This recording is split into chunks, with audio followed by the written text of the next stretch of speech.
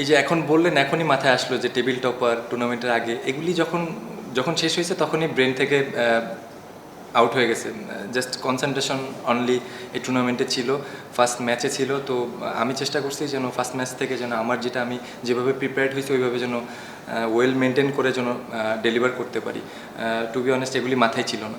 না, two be honest আমাদের টিমের জেল এখন খুবই ভালো আছে, তো এটা জাস্ট কন্টিনিউ করতে হবে। বলাররা যখন খুব ভালো বল করে এরকম একটা টোটাল দেয় তখন কিন্তু অত বেশি প্রেশার থাকে না। তো লো স্কোরিং ম্যাচ ছিল, তো আমার রসের সাথে কথা হইতেছিল যে আমরা ফার্স্ট পাওয়ার প্লেটা প্রপার ইউটিলাইজ করবো, উইকেট যেরকমই থাকে আমরা যেন প্রপার ইউটিলাইজটা করতে পারি। তো ওই জিনিসটা রাইটি লেফটি যখন আসতেছিল আমি ওর সাথে কথা বলতেছিলাম, ওই জিনিসটা প্রপার ইউটিলাইজ করার চেষ্টা করতেছিলাম। দেন দুজনের আন্ডারস্ট্যান্ডিং ভালো হওয়ার জন্য কন্টিনিউ লম্বা হচ্ছে। ফার্স্ট ইনিংসের তুলনায় চিন্তা করতে গেলে ডেফিনেটলি একটু ইজি ছিল। ফার্স্ট ইনিংসে কিন্তু বল খুবই গ্রিপ করতেছিল, তো সেকেন্ড ইনিংসেও কিছু বল হোল্ড করতেছিল। তো ওইটার সাথেই বারে বারে আমি পার্টনারের সাথে ওইটাই কথা বলতেছিলাম যে কিছু বল স্কিডি জোরে আসতেছে, কিছু বল হোল্ড করে আসতেছে। তো ওই জিনিসটা জাস্ট অ্যাডজাস্ট করার চেষ্টা করছি। ও সিচুয়েশনটা বুঝতে পারতেছে যে আমি কি মাইন্ডে আছি। যখন ও দেখতেছে আমি ওভার এক্সাইটেড, আমি এখন বড় শটে যাবো, তখন এসে কিন্তু আমাকে হোল্ড করতেছে যে মেয়েটা এখন দরকার নেই। তো আমি আবার ওই জিনিসটা ওর সাথে শেয়ার করতেছি। যখন লেফটি দেখতেছি বল যখন হোল্ড করতেছে, আমি বলছি যে তুমি আমারে টেক ওভার করো। এই জিনিসগুলি ওর মতন ব্যাটসম্যানটা যখন নন স্ট্রাইকারে থাকে তখন আপনার জন্য ব্যাটিং করতে ইজি হয়। তো ডেফিনেটলি আমার জন্য ইজি হচ্ছে, আমিও চেষ্টা করতেছি ওর প্রপার ফিডব্যাক দেওয়ার জন্য। আপনি কি একটু সারপ্রাইজ যে ওই কন্ডিশনে বেশ দুটো ভালো ইনিংস?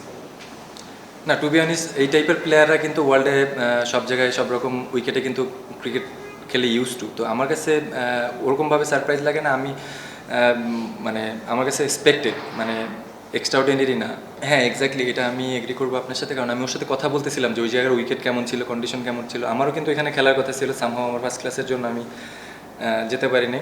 তো ওর সাথে এই ব্যাপারটা নিয়ে কালকেও ডিসকাস করছি যে তোমার কাছে উইকেট কেমন লাগলো। তো ও বললো, যে জিনিসটা শেয়ার করলো যে ভেরি সিমিলার।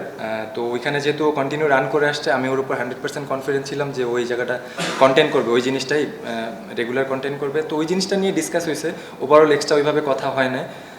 তো ডেফিনেটলি ওই জিনিসটা হেল্প করছে। ওই দিন আমরা ভালো স্টার্ট করছি, সামহাও আমাদের জাস্ট টপ অর্ডারে একটু ক্লাবস করছে দেখে হচ্ছে আমরা কন্টিনিউ করতে পারি না। আদারওয়াইজ তো আমরা 3টা ম্যাচ ভালো স্টার্ট করছি। তো আমার কাছে ওরকম মনে হয় না যে এক্সট্রাঅর্ডিনারি ম্যাজিক্যাল কোনো কিছু। লাস্ট 3 বছর ধরে 4 বছর ধরে চেষ্টা করতেছি ট্রিকি উইকেটে কীভাবে রান করা যায়, রানের অপশনটা কীভাবে বাড়ানো যায়।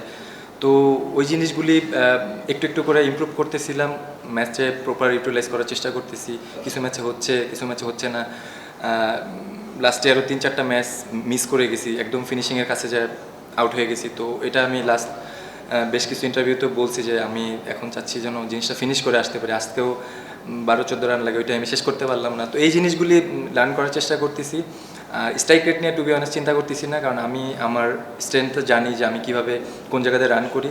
তো ওই জিনিসগুলি just day by day improve করার চেষ্টা করতেছি। ডিলটা প্রপার হচ্ছে, যখন ফার্স্টে আমার বিপিএলটা শেষ হয়েছে তখন এক রকমের ডিল ছিল। দেন যখন ইনস্ট্যান্ট একদম ওরা আমার ফার্স্ট ক্লাস টুর্নামেন্ট চলতেছে, আমার ফার্স্ট ক্লাসেও তো টি20 ক্রিকেটই হয়েছে। তো আমার কাছে যেহেতু ওভারঅল লেনদেনটা ম্যাচ করে নাই, দ্যাটস আমি এটা চুজ করছি। বাট বোর্ড আমাকে বলছে যে তুমি ডিসাইড করতে পারো, সমস্যা নেই যদি আউটসাইড হয়।